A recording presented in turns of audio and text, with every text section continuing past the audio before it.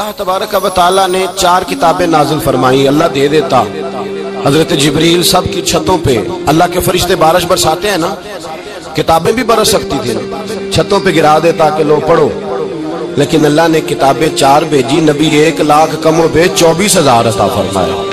فرمایا کتاب پڑھنی ہے پر جب جلوہ دیکھنا ہے تو میرے مصطفیٰ کا دیکھنا ہے. حضور کے نور کی روشنی میں تم نے قرآن مجید کو پڑھنا. وہ بھائی سمجھ نہیں ہے، میں آج تک سمجھ نہیں آئی آج تک کہ گاڑی کا پتہ ہے کہ اس کی ہینڈ بریک کہاں ہے، اس کا کلچ کدھر ہے، اس کی فلاں چیز کدھر ہے. پھر بھی ایک استاد پیسے بھی لیتا ہے، 15 دن ساتھ بھی بٹھاتا ہے، پھر طریقہ سکھاتا ہے. جب ایک چھوٹا سا کام بغیر استاد کے نہیں آتا تو دین بغیر استاد کے آ جائے گا. اور دین کے مسئلے باریک ہیں، یاد رکھیں. شیطان حملے کرتا ہے، باریک بات ہے. تکبر والا جنت میں نہیں جائے گا، ریاکاری والے کی عبادت قبول نہیں ہوگی، حسد والے کے اعمال ضائع ہو گئے، جھوٹ بولنے والے کو حضور نے فرمایا میں اسے مومن ہی نہیں مانتا. اب یہ ساری چیزیں جو باطنی نقص ہیں، یہ بیماریاں ہیں باطن کی. آپ اگر دوائی نہ لیں تو آپ کے جسم کی بیماری نہیں جاتی. درویش کے پاس نہ جائیں تو آپ کی روح کی بیماری نہیں جاتی. جھوٹ نہیں چھوٹ سکتا، بدی نہیں چھوٹے.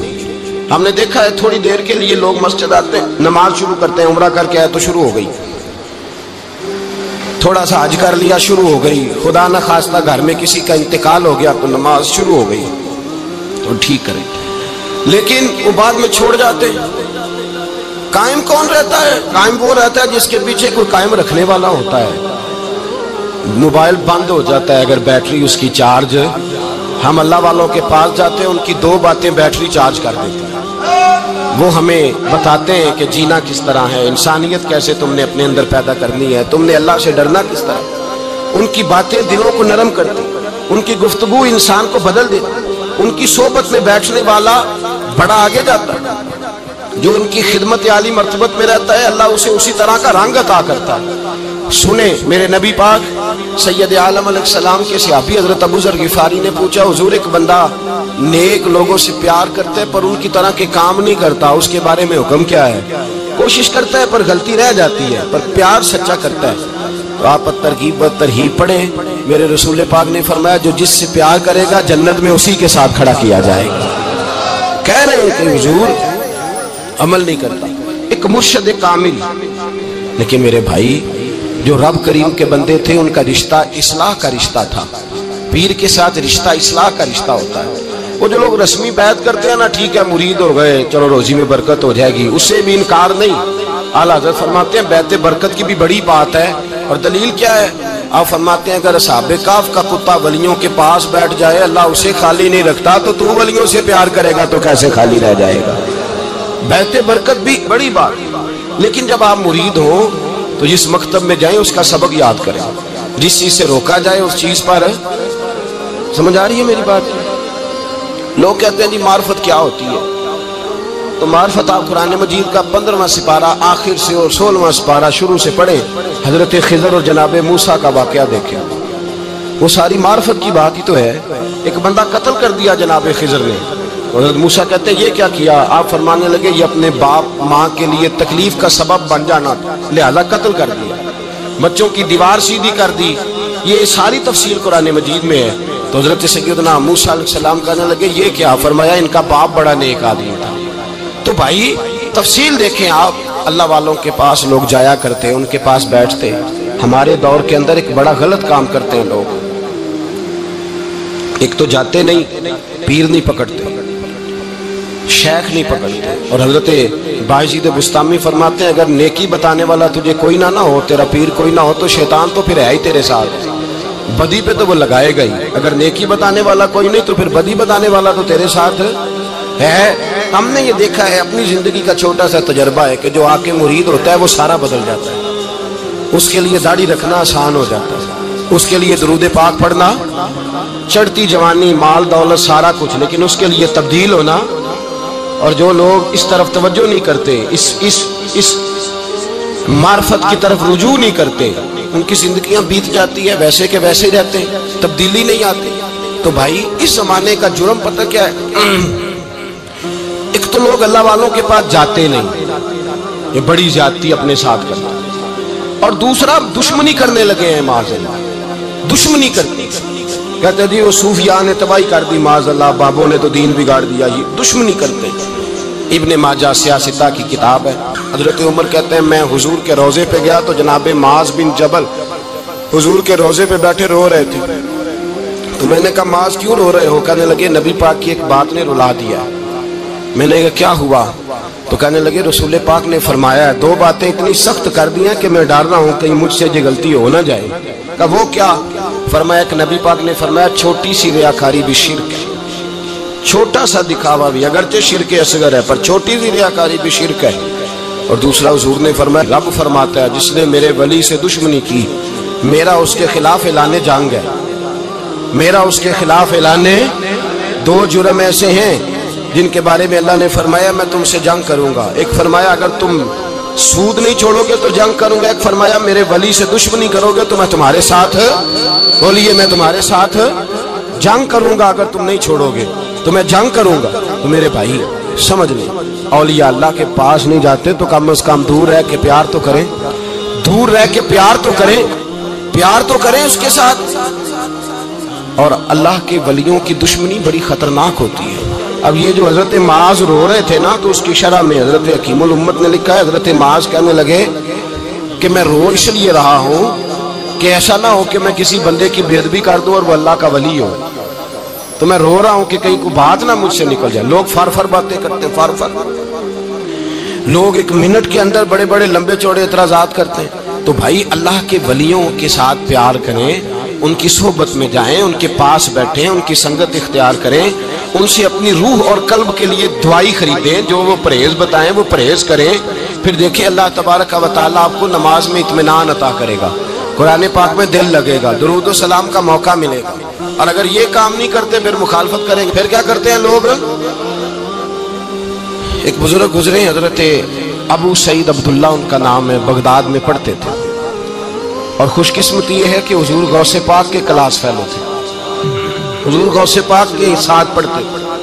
حضرت عبداللہ فرماتے ہیں کہ میں بھی پڑھتا تھا تو ایک بڑا لائق سٹوڈنٹ تھا، اس کا نام تھا ابن سقا، وہ بھی پڑھتا تھا۔ فرماتے ہیں بغداد میں شور ہوا کہ ایک محمد غوث نام کے بزرگ آئے ہیں بغداد، ان کی کرامت یہ ہے کہ وہ ایک منٹ کے لیے موجود ہوتے ہیں اور اگلے منٹ وہ غائب بھی ہو جاتے ہیں۔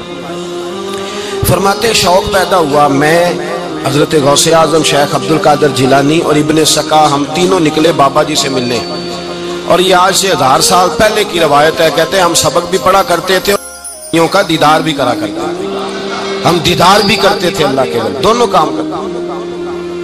فرماتے ہیں ہم دونوں جب تینوں نکلے نا تو ابن سقا رستے میں کہنے لگا بڑا ولی بنا پھرتا ہے معاذ اللہ، ایسا سوال کروں گا اسے جواب ہی کوئی نہیں آئے گا۔ آپ فرماتے ہیں میں نے کہا نہیں جی میں سوال تو میں بھی کروں گا، سوال تو بولیے سوال تو میں بھی کروں گا، پر میں دیکھوں گا وہ جواب کیا دیتے ہیں، دیکھوں گا۔ کہتے ہیں ہم دونوں بات کر کے خاموش ہوئے تو حضرت شیخ عبد القادر کی طرف نظر ڈالی، کہا آپ نہیں سوال کریں گے؟ تو غوث اعظم فرمانے لگے میں سوال نہیں کروں گا، بس رب کے بندے کا دیدار کروں گا، بس اللہ کے بندے کا دیدار کروں گا۔ اور فرماتے ہیں کہ ہم پہنچے بابا جی کے کمرے میں، گئے تو بابا جی موجود تھے، ہم جا کے بیٹھے تو بابا جی غائب ہو گئے۔ تھوڑی دیر گزری تو آئے، سلام کے بعد پہلے لفظ پتا ان کے کیا تھے، کہنے لگے ابن سقا تو کیا کہتا تھا ایسا سوال کروں گا جواب نہیں آئے گا؟ میں تیرے اندر سے کفر کی بو دیکھ رہا ہوں، کفر کی بو دیکھ رہا ہوں، تو رب کے بندے سے دشمنی کرتا ہے۔ اور فرمانے لگے او ابو عبداللہ تو کہتا تھا کہ میں دیکھوں گا وہ کیا جواب دیتے ہیں۔ فرمایا تو کافر تو نہیں ہوگا پر دنیا دار ضرور ہو جائے گا۔ کہتا پھر بابا جی نے رخ پھیرا غوث پاک کی طرف اور کہنے لگے عبد القادر تو کہتا تھا میں رب کے بندے کا دیدار کرنے جا رہا ہوں، فرمایا جا میں تجھے دعا دیتا ہوں جب تک تیرا قدم نہیں لگے گا اللہ کسی کو ولایت عطا نہیں کرے گا، جا میں تجھے دعا دیتا ہوں جب تک تیرا قدم نہیں لگے گا رب کسی کو ولایت۔ حضرت ابو عبداللہ فرمایا کرتے تھے ہم آ گئے، ابن سقا پھر نہ مانا، کہنے لگا نہیں نہیں ایسے ہی بات کر دی ہے، اس تو کوئی علم غیب ہے معاذ اللہ۔ کہتے ہم نے دیکھا وہ سب سے بڑا عالم بنا، مناظر بنا، بڑی تقریریں کرتا، واضح کرتا۔ پھر وہ روم چلا گیا، روم کے بادشاہ نے اسے وزیر اوقاف بنا لیا۔ پھر ایک دن روم کے اس عیسائی بادشاہ کی بیٹی اسے پسند آ گئی، کہنے لگا میں نے شادی کرنی ہے. کہتے ہیں بادشاہ کہنے لگا کر دوں گا شادی پر تجھے عیسائی ہونا پڑے گا. کہتے ہیں مارا قسمت کا معاذ اللہ ثم معاذ اللہ نقل کفر نہ باشد، عیسائی ہو گئے. آپ فرماتے ہیں مجھے بھی ایک بادشاہ نے بلا لیا، اس نے مجھے بھی ایک عہدہ دے دیا، میری بھی دنیا میرے کانوں تک آ، بڑی جان چھڑاتا ہوں دولت سے مال سے شہرت سے پر میری چھوٹتی نہیں. آپ فرماتے ہیں ہوش اس دن آئی جس دن بغداد کے منبر پر بیٹھ کر اور 70,000 کے مجمع میں کھڑے ہو کے غوث اعظم نے فرمایا آؤ بھائی جس نے ولایت لینی ہے عبد القادر کے پاس آؤ، میں قدم رکھتا جاؤں گا اللہ ولایت عطا کرتا چلا جائے گا. آؤ میرے پاس میں ولایت دیتا ہوں. ہر مشکل دی کنجی یارو ہاتھ مرداں دے آئی تے مرد نظر کرے جس ویلے مشکل رہے نہ کائی. لوگ دشمنی کرتے ہیں، اللہ والوں سے اللہ ملتا ہے، اللہ کے بندوں سے معرفت کا حسن ملتا ہے. اللہ کے بندے بیعت اپنی کرتے ہیں جھکاتے اللہ کی بات کرتے. اللہ تبارک و تعالیٰ کے بندوں کے پاس بیٹھنے سے رسول اللہ کا پیار ملتا ہے. اللہ کے بندوں کی صحبت حضور کے دروازے تک لے جاتی ہے. رب کریم کے بندوں کی صحبت عاجزی سکھاتی ہے. اللہ کے بندوں کے پاس بیٹھنے والے اللہ اللہ کرنے لگتے ہیں. رب کریم کے بندوں کے پاس بیٹھنے والوں کو سجدے کا نور حاصل ہوتا ہے. اور میرے بھائی اگر تو نے کسی کے ہاتھ میں ہاتھ دیا ہو تو ملے گا کیا؟ ملے گا کیا؟ خواجہ نظام الدین محبوب الہی رحمت اللہ علیہ کھڑے تھے تو ایک آدمی حلوائی کی دکان پہ کچھ چیز لینے آیا. کوئی درویش سادہ سا آدمی چھوٹی سی مسجد سے نکلا، حلوائی سے کہا دے دے. حلوائی کا چل دوڑ جا، تو روز آگے کھڑا ہو جاتا ہے، جب سارے آتے ہیں تب آیا کر. غریب گاہک تھا نا تو حلوائی نے جھڑک دیا. اس درویش کو جوش آ گیا، کہنے لگا میرے ساتھ بدتمیزی نہ کرنا ورنہ میں تیری دکان الٹ کے رکھ دوں گا، میں تیری دکان الٹ دوں گا. کہنے چل دوڑ جا، بڑے دیکھے ہیں تیری طرح کے دکان الٹنے والے. حضرت نظام الدین محبوب الہی گزر رہے تھے، حلوائی کی نظر پڑی تو دوڑ کے دست بوسی کرنے آیا. کہنے لگا حضور السلام علیکم. آپ فرمانے لگے اس کے ساتھ بد اخلاقی نہ کر، تیری دکان واقعی الٹ جائے گی. کہا حضور کس طرح؟ یہ تو ایسے ہی سادہ سا ہے. آپ فرمانے لگے یہ بھی سادہ ہے، اس کا پیر بھی اسی طرح کا ہے، پر دادا پیر بڑا باکمال ہے. وہ جس کے ہاتھ میں اس کا ہاتھ ہے وہ بڑا باکمال ہے. فرمایا وہ تیار کھڑا ہے. وہ کہتا ہے چلو نالائق ہوا تو کیا ہوا، بچہ تو ہمارا ہی ہے نا. کہہ دے گا تو الٹ دیں گے، بچہ تو ہمارا ہی ہے نا. مجھے دشمنوں نہ چھیڑو، میرا ہے کوئی جہاں میں ابھی پکار لوں گا، نہیں دور ہے مدینہ. یہاں کوئی لاوارث لوگ بستے ہیں، خدا کے فضل سے ہم پر ہے سایہ غوث اعظم کا، ہمیں دونوں جہاں میں ہے سہارا غوث اعظم کا. خدا دے گا منادی حشر میں یہ قادریوں کو، کہاں ہے قادری کر لے نظارہ غوث اعظم کا. اور اس سے مراد ہر پیار کرنے والا ہے، صرف سلسلے میں آنے والا نہیں، ہر پیار کرنے والا قادر. بھائی سمجھ لیں، یاد رکھیں، اس بات کو پرکھیں. اللہ والوں کی صحبت تو انسان کو کمال کر دیتی ہے، وہ تو نواز دیتی ہے، وہ تو نور. ایک بات اور ہے، کچھ لوگ کہتے ہیں کتنی فرما برداری کرنی چاہیے پیر کی. میں نے کہا وہ روحانی طبیب ہوتا ہے. ایک ڈاکٹر سے دوائی لے کے بندہ ایک ڈاکٹر سے دوائی لے تو پھر ساتھ اگلی دکان پہ بھی چلے جانا چاہیے. کیوں جی؟ کی پتہ کتھوں رام آ جائے. ایک سے دوائی لی پھر ساتھ ہی اگلی دکان پہ، پھر اس سے اللہ جانے کہیں سے شفا مل جائے، کدھر سے شفا مل جائے. اور بھئی ایسے نہیں ہوتا. دوائی تو ایک حکیم سے کھائے گا، ایک ڈاکٹر کی کھائے گا، جو پرہیز بتائے گا وہ پرہیز. اگر طبیعت ٹھیک نہیں ہوگی تو دوبارہ جائے گا، وہ کہے گا میں نے تیری دوائی بھی بدل دیا، تیری پرہیز بھی بدل دیا. اور ایک وقت آئے گا کہ انشاءاللہ شفا. حضرت علی بن ہیتی حضور غوث اعظم کے خلیفہ، ان کے مرید تھے علی بن جوسکی نام تھا. حضرت غوث اعظم رضی اللہ تعالیٰ عنہ اپنے خلیفے سے ملنے آئے تو آگے سے ان کے بھی اپنے مرید کو کہا کہ چل پیر صاحب کے قدم دبا. وہ غوث اعظم کے قدموں میں بیٹھنے کی بجائے اپنے پیر کے قدموں میں بیٹھ گئے، دبانے لگے، ڈانٹا، کہنے لگے تیرا دماغ ٹھیک ہے، چل حضور غوث اعظم کے قدم دبا. وہ پھر اٹھے، گھوم کے پھر ان کے پیروں میں بیٹھ گئے. تو حضرت علی بن ہیتی نے جلال کیا، فرمانے لگے تجھے خیال نہیں آتا میں تو اب تجھے غوث پاک کے سپرد کرنے والا ہوں، تیری زیادہ تکمیل ہو جائے. جب یہ بات کہی تو حضرت علی بن جوسکی رو پڑے، چیخے مار کے روئے. وہ روئے تو غوث پاک بھی روئے اور فرمانے لگے علی بن ہیتی اسے مجھے نہ دے، یہ جس پستان سے دودھ پینے کا عادی ہو گیا اب اسے کسی اور جگہ مزہ نہیں آئے گا. اسے یہیں رہنے دے، یہیں رہنے دے۔ بڑا اعتراض ہے لوگوں کو بہشتی دروازے پر۔ بہشتی دروازہ کہتے ہیں جنت اتنی اونچی تھی نیچے کیسے آ گئی؟ میں نے کہا تم نے پڑھا نہیں نا قرآن و حدیث، جنت بڑی اونچی تھی پر میرے نبی نے فرمایا میں نے ماں کے قدموں کے نیچے لا کے رکھ دیا۔ تم نے پڑھی نہیں نا، اصل میں پڑھی نہیں، تمہیں کیا پتا کبھی کسی چیز پہ اعتراض۔ ہم تھوڑا کہہ رہے ہیں کہ جو بہشتی دروازے سے گزر گیا، ایک فضیلت ہی ہے نا جی، ایک ہر مسجد جنت ہے کہ نہیں؟ بولے حضور نے فرمایا جنت کی کیاریوں کے پاس سے گزرو تو کچھ کھا لیا کرو۔ جب ہر مسجد جنت ہے تو بابا فرید کی مسجد جنت کیوں نہیں ہو سکتی؟ عجیب چکر ہے۔ اور بندے بھی کہتے ہیں وہ جی فلانا گیا تھا تو کہتا ہے میں جنتی ہوں۔ بھائی کس نے کہا؟ بلکہ ایک بڑی اعلیٰ حضرت کے مرید ہوئے مولانا حشمت علی خان صاحب، حضرت مولانا حشمت علی خان صاحب رحمۃ اللہ تعالیٰ علیہ نا پاک پتن سے واپس آ رہے تھے تو بس کی چھت پہ بیٹھے تھے۔ کہتے ہیں رستے میں نا ایک دو بندہ آ گیا جس کو تنقید کی عادت تھی اللہ والوں کی۔ مجھے کہنے لگا مولوی کہاں سے آ رہے ہو؟ میں نے کہا پاک پتن شریف سے، پاک پتن سے۔ کہنے لگے میرے کپڑے سونگنے لگا۔ کہنے لگا بہشتی دروازہ گزرے ہو؟ میں نے کہا گزرا ہوں۔ تو کہنے لگا پھر جنت کی خوشبو نہیں آ رہی؟ نبی پاک نے تو فرمایا تھا کہ 500 سال جنتی دور ہوگا تو اس کی خوشبو آئے گی، تم سے نہیں آ رہی۔ مولانا بڑے حاضر دماغ تھے، کہنے لگے ایک حدیث پڑھی ہے ذرا دوسری بھی پڑھ لینی تھی۔ نبی پاک نے فرمایا جہنمی کو جنت کی خوشبو کوئی نہیں آئے گی، ایک ہی پڑھی ہے تو نے، اگلی بھی پڑھ لینی تھی۔ کہتے ہیں وہ بندہ کہنے لگا روکو بس مجھے نیچے اتار دو۔ یہ تو کوئی تگڑا بندہ ہی جواب دینے والا آ گیا ہے، ایک ہی پڑھی ہے حدیث تو نے، سے اگلی نہیں پڑھی۔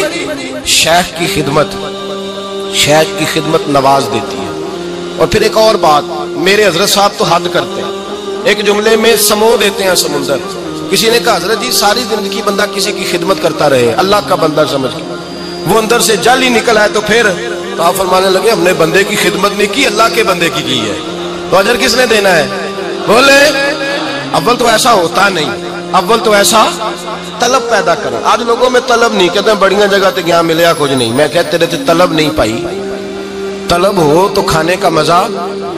اعلیٰ حضرت فاضل بریلوی کا پیر خانہ مارہرہ شریف، وہاں کے ایک بزرگ تھے آل محمد ان کا نام تھا۔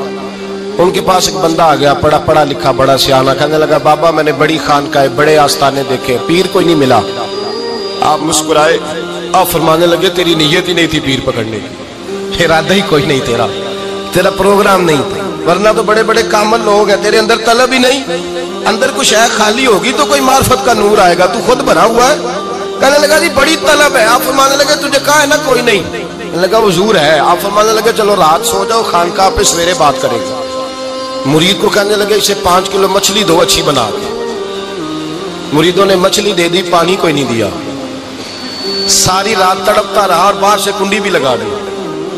سویرے حضرت آل احمد آئے، دروازہ کھولا، قدموں پہ گرا، کہنے لگا حضرت جی پانی، حضرت جی پانی پانی پانی۔ آپ فرمانے لگے سلام تو لے لے پہلے۔ کہنے لگا نہیں حضور پانی پانی۔ آپ فرمانے لگے بتا مچھلی کہے گا حضور پہلے پانی پہلے پانی۔ حضرت نے ایک جملہ کہا، رب کے بندوں کی ایک بات کمال کر دیتی ہے۔ فرمایا پتہ چلا طلب کیا ہوتی ہے؟ پتہ چلا طلب کیا ہوتی ہے؟ کہنے لگا سونے لگ پتہ گیا ہے کیا ہوتی ہے، لگ پتہ گیا ہے۔ آپ نے پانی بھی پلایا، مرید بھی کیا، اور جب سینے سے لگایا تو فرمایا جا تو نے طلب پیدا کی تھی، میں نے رب کے فضل سے تجھے فیض دیا ہے۔ کہتے وہاں بیٹھے بیٹھے کالے رنگ کا تھا، اللہ نے گورا رنگ بنا دیا، نورانیت چھلکنے لگی وہاں بیٹھے بیٹھے۔